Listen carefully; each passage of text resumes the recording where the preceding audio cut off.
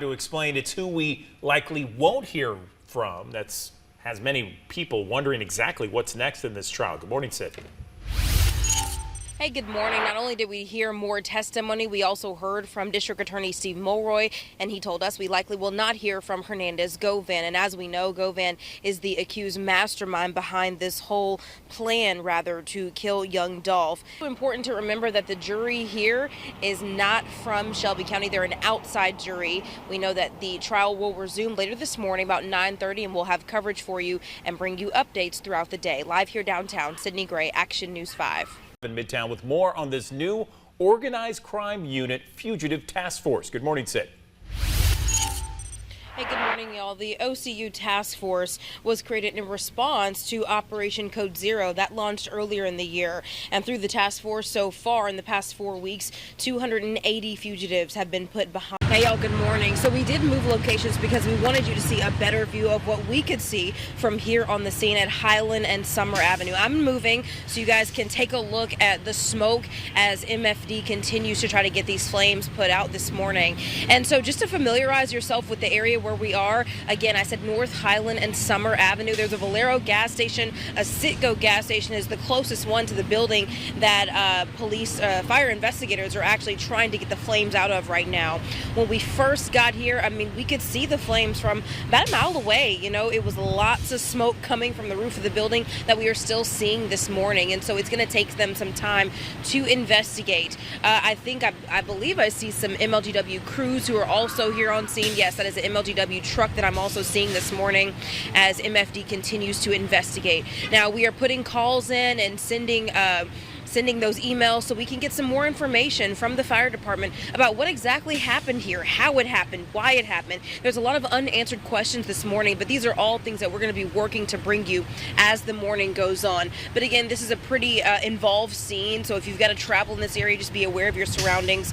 They've got the road still blocked off here. Taylor is going to have more on that in the traffic, but again, when we get updates, we'll be sure to let you know right here on Action News 5. I'm live in Berkeley, Sydney Gray, back to you. Memphis Tigers hosting the Missouri Tigers. Our Tavarius Haywood live at FedEx Forum with details. Good morning, Tate. What's up, Drew? You know, one thing that brings Memphis together for show is the Memphis Tigers, and with a home opener just hours away tonight, you know, we just happen to see the home team back on the court. Fun fact, Memphis has won 21 straight home openers, dating back since 2003. Tavares Haywood live in Fayette County. He's got the cowboy hat on.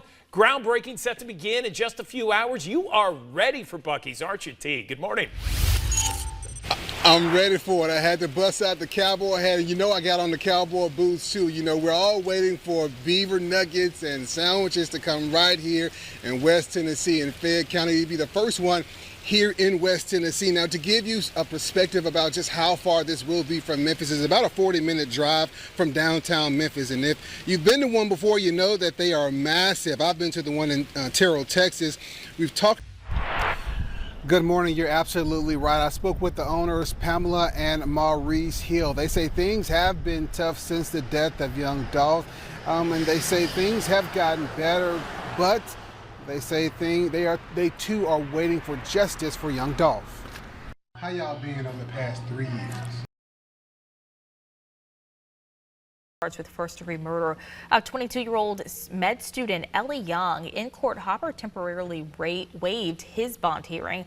Hopper also faces multiple charges in Tipton and Dyer County involving a high-speed chase after the shooting. However, his attorney says he won't face those charges until the Shelby County case is resolved. He's due back in court on November 26. Person they say is responsible for setting a fire to a business in Berkeley. Memphis firefighters were called to this scene. Look at these roaring flames. This is Summer Avenue, 5 a.m. Summer at Highland. The building belongs to Fascinating Catering. Investigators say the fire started on the back porch and caused more than $180,000 damage to the building and the items inside. If you know anything that could help investigators, call Crime Stoppers 528-CASH. As they get ready for two huge exhibition games against North Carolina and Alabama. Both really good teams, great traditions of winning and it just gives you a test to see where your bar is, where you are early before the season even starts. North Carolina's fast pace, obviously not going to shoot as many threes as Alabama, and Alabama is going to space the floor and 5 out, and everybody shoots threes. So it gives us two good looks before we get into the regular season. Now the Tigers, the men and women, holding a blue-gray scrimmage tomorrow at the El Marone Fieldhouse. Doors open at 5. Well, the Economic Development Growth Engine, or EDGE, honors a number of Memphis, Shelby County, and state leaders. The organization hosts an annual award ceremony and community recognition breakfast, the second annual just this morning. The Economic Impact Project of the Year goes to Congressman Steve Cohen for his work to get critical funding to the Mid-South for a new bridge. This year's Leadership Award goes to Shelby County Mayor Lee Harris and Memphis Mayor Paul Young. Mayor Harris says the county's growth over the past year makes him happy. We're right here in Shelby Farms. This is one of the areas in Memphis and Shelby County that's growing right now, and so we want to see that development keep going. So we're going to put a high school here. We're working with Memphis Shelby County Schools on a real economic driver, which is a high school that's going to cost over $100 million. At the same time, we're really trying to keep the momentum going on the rebuild for Regional 1, which will be our region's academic medical center, public academic medical center. Just last week, EDGE approved a 21-year lease for more than 550 acres of land for the XIA facility in southeast Memphis. That land could be used for XIA's proposed gray water facility.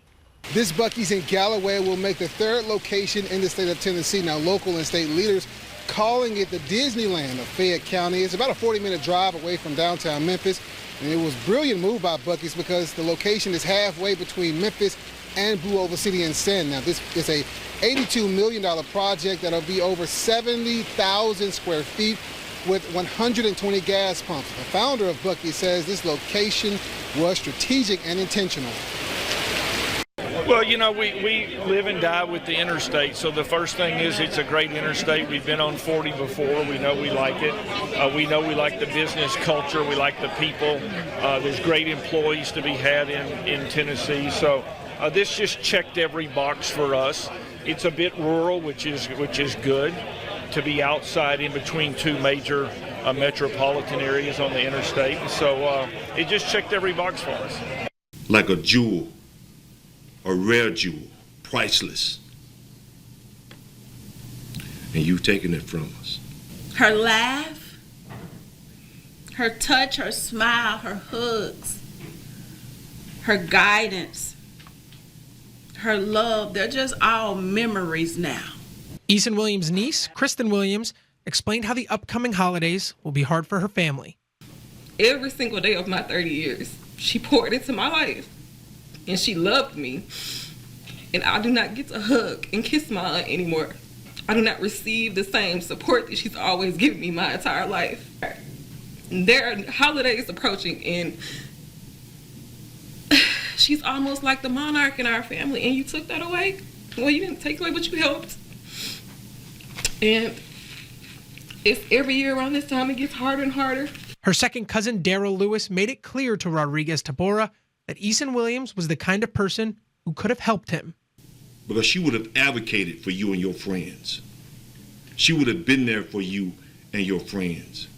If she saw you hungry, she would have attempted to feed you, and she would have asked if you had problems, what is wrong with that child.